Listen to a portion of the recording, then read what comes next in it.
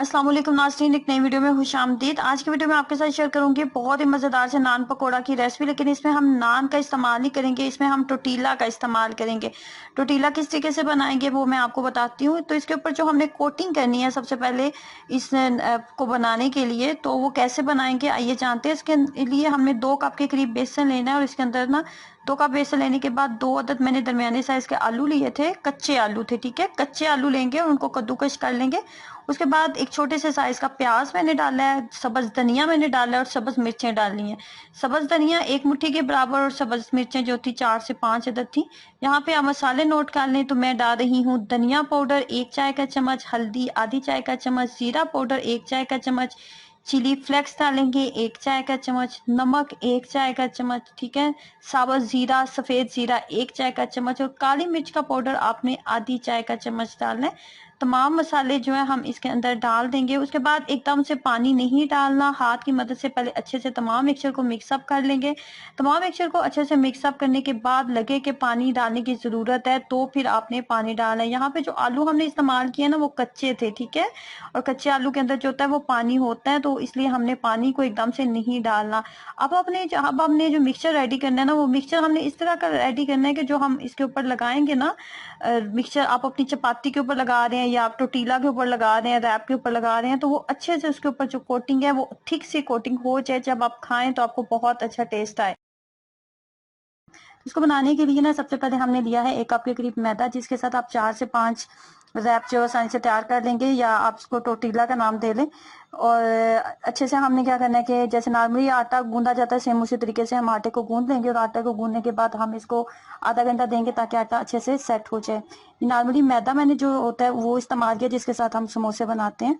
तो इसके साथ 4 से 5 रैप जो है हमारे बहुत आसानी से तैयार हो जाएंगे। आटा जो है हमारा जैसे ही सेट हो गया था ना, उसके बाद हमने इसके ना छोटे साइज के, ना बहुत बड़े साइज के ना ही बहुत छोटे साइज के, बस दरमियाने साइज के मैंने पेड़े बना लिए थे।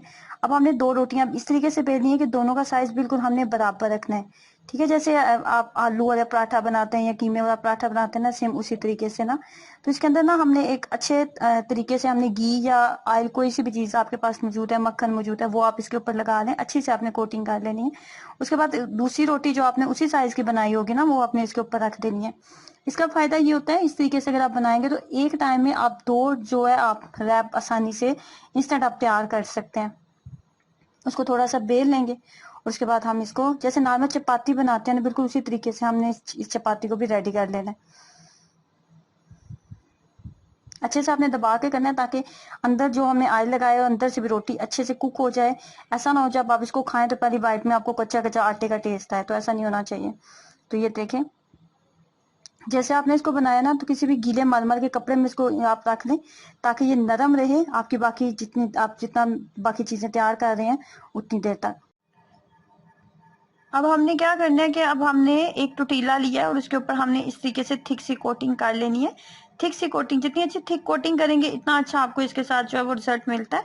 तो एक थिक सी कोटिंग जो है हमने इसके ऊपर जो है वो कर लेनी है। और उसके बाद ना आपका जो कुकिंग ऑयल है ना वो अच्छा सा गर्म होना चाहिए, बहुत ज्यादा गर्म भी नहीं होना चाहिए, बस नॉर्मल सा टेम्परेचर पे इसको गर्म कर लें। उसके बाद इसके अंदर डाल देंगे और फ्लेम को बहुत ज्यादा हाई मत रखिएगा क्योंकि आलू जो है वो थोड़ा कच्चा था, तो आलू अच्छे से कुक हो जाए इतना सा टाइम आपने देना और एक अच्छा सा गोल्डन सा कलर भी इसके ऊपर आ जाना चाहिए।